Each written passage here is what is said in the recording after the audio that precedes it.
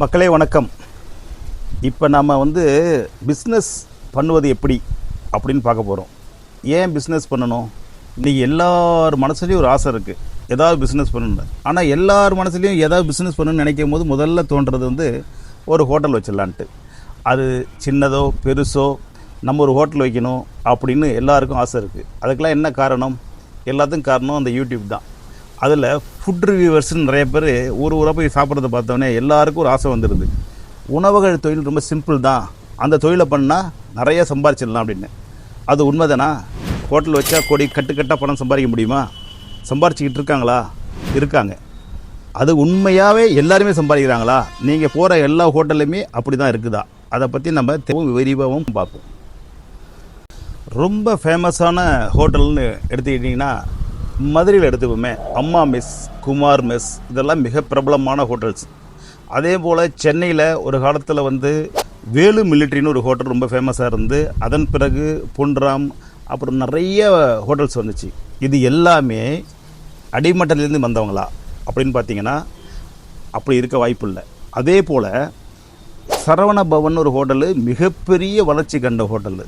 அது எப்படி வந்துச்சுன்னு உங்களுக்கு மேக்ஸிமம் நிறைய பேருக்கு தெரியும்.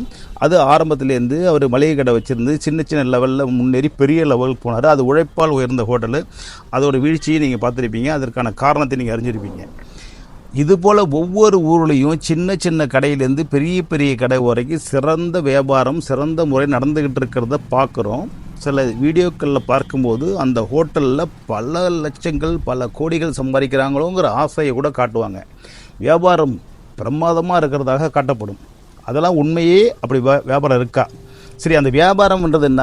நீங்களும் அதே மாதிரி ஒரு கடை போட்டிங்கன்னா உடனே அதே அளவுக்கு நீங்கள் வந்துட முடியுமா? நாம் இன்றைக்கி நிலைமையில் பணத்தை வச்சுக்கிட்டு ஒரு இடத்த பிடிச்சி ஒரு ஹோட்டல் ஆரம்பித்தா அதே போல் கட்டுக்கட்டாக பணத்தை சம்பாதிக்க முடியுமா? நிச்சயமாக முடியாது. ஒரு ஹோட்டல் ஆரம்பிக்கிறதுக்கும் ஒரு தொழில் ஆரம்பிக்கிறதுக்கும் மிக மிக மிக முக்கியம் உங்களுக்கு அந்த தொழில் தெரிந்திருக்க வேண்டும். பார்த்து ஆசைப்படுவதை செய்யக்கூடாது.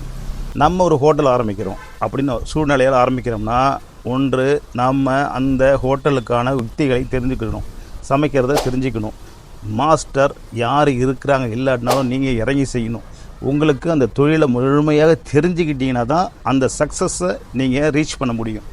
ஒரு ஹோட்டல் தொழிலுங்கிறது ஏதோ திறந்த உடனே அங்கு பொருட்கள்லாம் தயாராக இருந்து விடாது. நம்ம என்ன செய்யணும்? காலையில் விடிய காலையில் எழுந்து அதுக்கான முன்னேற்பாடுகள் செய்து பர்ச்சேஸ் பண்ணணும், அதை வெட்டணும், அதை வேக வைக்கணும், சமைக்கணும்.